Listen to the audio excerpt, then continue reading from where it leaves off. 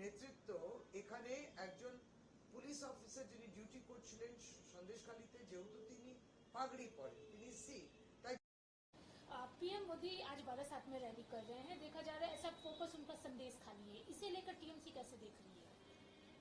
उनके फोकस हर जगह होने चाहिए। जिस जिस जगह में उनके कानों तक ये आरोप पहुंचता है कि नारी को अपमानित किया गया है, तो मणिपुर तो वो नहीं गए अब तक। सवाल तो आते, उत्तर प्रदेश आप नहीं जाते हैं, दिल्ली आप नहीं पहुंचते हैं, आप मध्य प्रदेश नहीं पहुंचते हैं।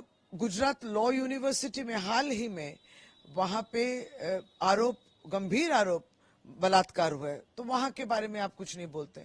लेकिन क्योंकि ये बंगाल है, क्योंकि ये वो राज्य है जहां बीजेपी की सरकार नहीं है, तो आप पहुंच जाते हैं यहाँ।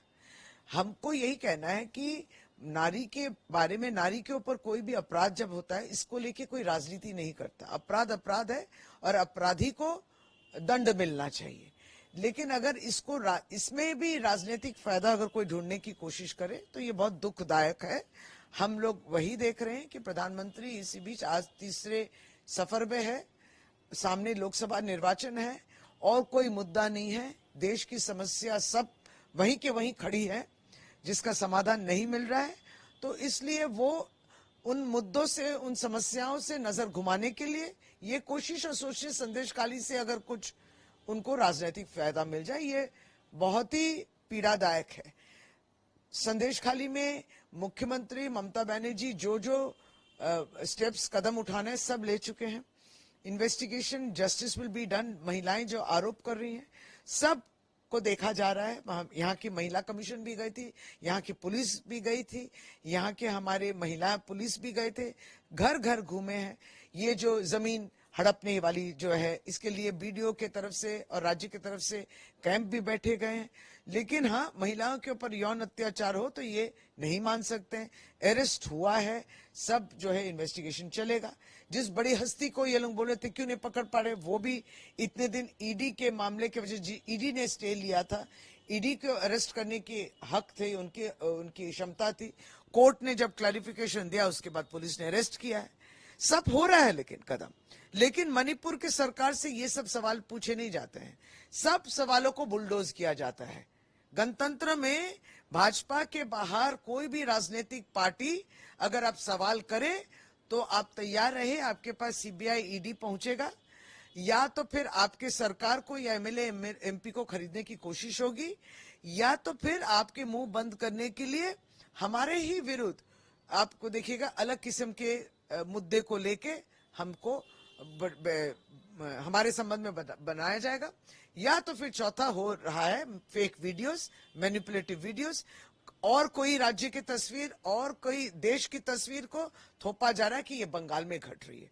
और कुछ ऐसे भी मंत्रियां हैं जो कहती हैं कि हिंदू महिला के ऊपर बलात्कार बहुत गंभीर है, मुसलमान बलात्कार अगर हो महिला के ऊपर वो कम है, आदिवासियों का कम है। ये सब किस तरीके के स्टेटमेंट्स आते हैं जो बलात्कारी को भी धर्म के परिचय देते हैं या भाषा की परिचय देते हैं या जाति की। ये भयानक है। बलात्कारी भी कौन है उस पे भी ना, तो बिल्किस बानो की जो बलात्कार में गुजरात सरकार रिहा करती है उन बलात्कारियों को जो कि इनके संस्कार हैं, वो हिंदू हैं, उनके संस्कार हैं। बलात्कार करके निकले उनको टीका और माला पहनाया जाता है। कौन पहनाता है? बीजेपी। ये डबल स्टैंडर्ड्स जो है नहीं होना चाहिए। आप डबल इंजन कहते हैं लेकिन डबल स्टैंडर्ड्स दिख रहे हैं हमको।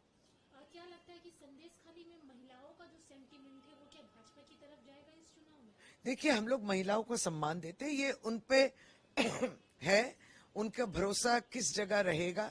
अन्याय हुआ है, जमीन जो हड़प ले गई है, उनके ऊपर जो मानसिक निर्यातन वगैरह जो हुआ था, ये तो होना नहीं चाहिए था।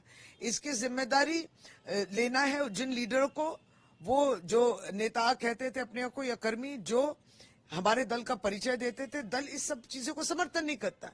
अरेस्ट भी हुए हैं, अरेस्ट हुआ है, इसके बावजूद भी अगर महिलाएं को बहुत दुख हुआ है, पहुंचा तो है, तो अगर अभी ये हो कि नहीं हम भाजपा का समर्थन लेना चाहते हैं, ये गणतांत्रिक बंगाल है, जरूर वो सोचते हैं, लेकिन आगे चल के उनको समझना है कि भाजपा बंगाली नारी को तो सम्मान तो दूर की बात, पवन सिंह की घटना के बाद तो समझ गए हम लोग कि बंगाली नारी को अपमान करे और उसको प्रत्याशी कर दिया आसनसोल से। तो संदेश खाली के हमारी महिलाएं सब इतने बातों को लेके तो शायद ना भी अवेयर हो, लेकिन यही कहना चाहते कि नारी के सम्मान ये लोग नहीं करते हैं। सारे भारतवर्ष में सबसे ज्यादा नारी के ऊपर प्रहार इनके समय काल में बढ़ा है। और दलितों पे अत्याचार, क्योंकि हमारे आदिवासी और SC/ST की संप्रदाय की भी संदेश खाली में है महिलाएं एवं पुरुष, उनको ये भी देखना है कि दलित आदिवासी के अत्याचार सारे भारतवर्ष में बढ़ गई है भाजपा के समय काल में। इसी चुनावी मौसम में आज ममता बनर्जी, हाँ देखिए, सामने अंतर्राष्ट्रीय महिला दिवस भी है और ये सच भी है कि राज्य सरकार ने बहुत बार केंद्र सरकार को कहा कि हमारे आंगनवाड़ी वर्कर सहायिका जो है इतना काम करते हैं, तो उनको जो वेतन मिलता है वो तो परमानेंट एम्प्लॉइज नहीं, एक वेतन मिलता है, एक ऑनरेरियम कहते हैं इसको। और उसमें जो है हर राज्य सरकार और केंद्र सरकार मिलके करते हैं। 7% केंद्र देती है तो 40% हम लोग देते हैं। तो ये बार बार कहा जा रहा था कि इनको जो पैसे मिलते हैं उसको बढ़ाइए अब, लेकिन केंद्र सरकार ने कभी सुनी नहीं इस बात को। इसके बावजूद भी एक एडिशनल ऑनरेरियम क्या होता है जो 100 भाग राज्य सरकार देती है, उसमें बढ़ोतरी की है राज्य सरकार ने। लेकिन हमारा ये मानना था कि अगर केंद्र भी बढ़ाता तो उसका 40% जो हम लोग भी देते हैं वो तो नहीं हुआ, तो ऑनरेरियम को हम लोग कुछ नहीं हाथ लगा सकते क्योंकि वो दोनों को शेयर करना पड़ता है। लेकिन जिसपे 100 भाग राज्य करता है वो अनाउंसमेंट ने दीदी आज कर दिया, तो 750 बढ़ा दिए जो शिक्षक है आंगनवाड़ी लेवल में, और जो सहायिका है जो बच्चों को भी देखती है और खाना वगैरह बनाती है उनका 500 बढ़ाया गया। इसको कहते हैं एडिशनल ऑनरेरियम। तो फिर अब जो है एडिशनल ऑनरेरियम जो पूरा 100 भाग राज्य सरकार देता है वो शिक्षक के लिए हुआ 4500 और सहायिका जो खाना वगैरह बनाती है उसके लिए 4550। ये पूरा राज्य सरकार दे रही है। जिस तरीके से राज्य सरकार 100 दिन का काम बंद कर दिए, केंद्र सरकार को देना चाहिए ये पैसा, नहीं दे रहे। इसके लिए जो लोग काम कर चुके हैं 59 लाख लोग जो वंचित हुए, दीदी पैसा दे रही है, लेकिन केंद्र को तो देना है। ये लोग पैसा बंद करना जानते हैं। ये लोग जो गरीब हैं, जिसको जो सारा दिन कर्मठ हमारे जो कर्मी जो समाज में भी बच्चों की देखभाल करते हैं, प्रेग्नेंट वुमन को देखभाल करते हैं, वैक्सीनेशन वाली बात करते हैं, इन लोग से तो आप काम करवाए। कोविड के दौरान तो बहुत भाषण दिए। पैसा कौन बढ़ाएगा? पैसा ये लोग बढ़ा रहे हैं, दीदी बढ़ा रही है। अब इस पे भी विचलित है भाजपा। ये है कि न करेंगे न करने दूंगा, ये स्टाइल है इन लोग का। दीदी तो करेंगी, दीदी समझती है, इनका काम समझती है, इनकी मेहनत समझती है, उसके लिए दीदी ने बढ़ाया है। पीएम मोदी ने आज पहले उतरेंगे, स्कूबा डाइविंग करेंगे और कब आसमान में उड़ते रहेंगे, बंगाल में हर दिन आते रहेंगे, कोई बात नहीं, प्रधानमंत्री तो आ ही सकते हैं। ईस्ट वेस्ट मेट्रो का उद्घाटन, लोगों की सेवा बढ़ेगी, जरूर हम लोग इसको वेलकम करते हैं। लेकिन हम लोग यही सोचते हैं, कभी कभी दुख होता है कि मेट्रो जब शुरुआत हुई थी, दीदी भी रेलवे मिनिस्टर थी, और मेट्रो की एक्सपेंशन, मेट्रो कैसी बनेगी, उस टाइम उन्होंने विभिन्न खाते में जो पैसा दिया सबको, तो कहीं ना कहीं फाउंडेशन स्टोन या जब वो रेल मंत्री थी, उन्होंने, दीदी ने बहुत कुछ जो एक मैप तैयार किया था कि किस तरीके से मेट्रो का काम होना चाहिए।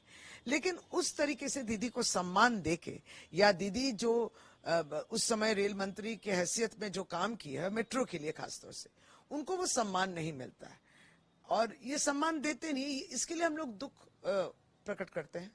वो जरूर मेट्रो किए हैं, सब कुछ जो है अंतिम क्षणों में, लोकसभा चुनाव आ रहा है और ये सब उद्घाटन वगैरह हो रही हैं। जे होता है ना कि हम लोग जो 365 दिन ये परीक्षा के लिए लोगों के सामने सवाल के जो परीक्षा देनी पड़ती है, हम लोग देते हैं, सारे साल काम करते हैं। और कुछ बच्चे होते हैं ना जो लास्ट मोमेंट में पढ़ाई करते हैं कि एग्जाम ठीक से दें, तो ये लास्ट मोमेंट का पढ़ाई है और लास्ट मोमेंट का उद्घाटन है कि आगे सामने लोकसभा वोट है तो हमको वोट दीजिए। भाजपा की ये नीति है। शेख शाहजहां को कल सीआईडी ने मामला ईडी करने जा रही है। सुप्रीम कोर्ट में भी स्टेट गवर्नमेंट की तरफ से अर्जी दी गई है कि सीआईडी जो है वही अपने पास रखे, शेख शाहजहां को, सीबीआई को न दे। अच्छा, पहली तो बात है कि ये कोर्ट में ये मामला चल रहा है, तो इसके लिए कि एक पार्टी के तरफ से कुछ कहना एक मामले के बारे में, मैटर के बारे में, पार्टी क्या बोलेगी, पार्टी इसको लेके कोई कमेंट्स नहीं है। लेकिन दूसरी बात ये भी है कि यही सब को दिखा के ये जो ऑप्टिक्स तैयार करने की कोशिश कर रही है भाजपा, पहले तो नैतिकता उनको है ही नहीं है इस विषय को लेके बात करने के लिए। क्यों? क्योंकि जब बड़े बड़े लोग जो है देश का पैसा लेके भाग गए, देश के बाहर चले गए, आपने जाने दिया, अब तक वो नहीं आ पाए, अब तक नहीं पकड़ पाए, और ये लोग ये भ्रष्टाचार और अपराध वगैरह के बारे में बात करते हैं। और जो हमारी लाल पार्टी है उनको तो और भी नहीं बात करनी चाहिए, क्योंकि 34 साल जब इस राज्य में ही थे, इस लेफ्ट फ्रंट, 50,000 राजनीतिक हत्या, कोई पकड़े? आप किसी को पकड़े? आपके ही पार्टी द्वारा तो ये खून हुई है। तो इनकी नैतिकता नहीं रही बात कि अपराध हो, अपराधी को पकड़े और सही तरीके से जिसके ऊपर अपराध हुआ है जांच, उसको न्याय मिले, ऐसा ही होना चाहिए। ये सोच तृणमूल कांग्रेस रखती है। बाकी अब कोर्ट्स ऑफ लॉ में है, वो आगे चल के आप देखें।